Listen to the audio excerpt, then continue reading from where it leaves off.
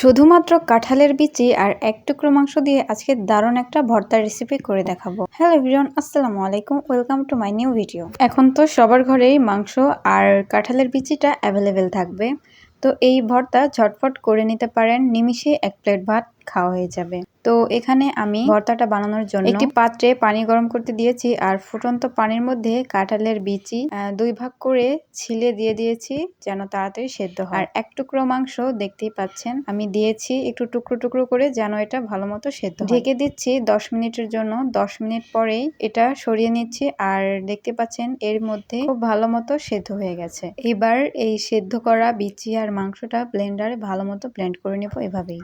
তারপরে একটা fry pan বসিয়ে দিয়ে দিচ্ছি সরিষার তেল। ভর্তাতে সরিষার তেলটাই দেওয়ার চেষ্টা করবেন।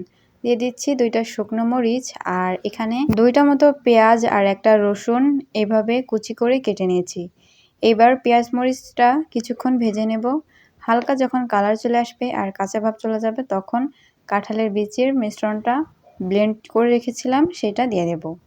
এইবার একটু নাড়াচাড়া করে নিয়ে তারপর এখানে কিছু ইনগ্রিডিয়েন্টস অ্যাড করব, যেমন স্বাদমতো লবণ, হলুদ আর সামান্য একটু মরিচের গুঁড়ো। শুকনো মশলাগুলো যেন ভালো মতো মেশে এই জন্য উপরে একটুখানি পানি দিয়ে নিচ্ছি। তারপরে ভালো মতো সবগুলো উপকরণ একসাথেই কিছুক্ষণ ভেজে নিতে হবে।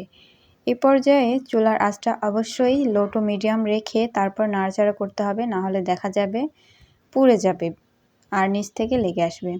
তো ভর্তাটা ততক্ষণ নাড়াচাড়া করতে হবে যতক্ষণ এর পানিটা শুকিয়ে আসে, আর কড়া থেকে যখন এভাবে উঠিয়ে আসবে তখনই বুঝে নিতে হবে ভর্তাটা পুরোপুরি রেডি আছে। এইবার অল্প একটু ঠান্ডা করে নিয়ে, মানে হাত সহ্য ঠান্ডা এরকম করে নিয়ে এরকম বল আকারে করে নিচ্ছি ভর্তাগুলো। আপনারা চাইলে এভাবেই। আর এই ভর্তা দিয়ে কিন্তু নিমিষেই এক প্লেট ভাত অনায়াসে খাওয়া যাবে আর এত দারুণ মজার হয়ে থাকে, একবার ট্রাই না করলে বিশ্বাস করতে পারবেন না। তো এনাফ ফর টুডে, দেখা হবে নেক্সট কোনো ভিডিওতে। ভিডিওটি ভালো লাগলে অবশ্যই আমার চ্যানেলটি সাবস্ক্রাইব করে দিবেন। তো সবাই ভালো থাকবেন, আল্লাহ হাফেজ।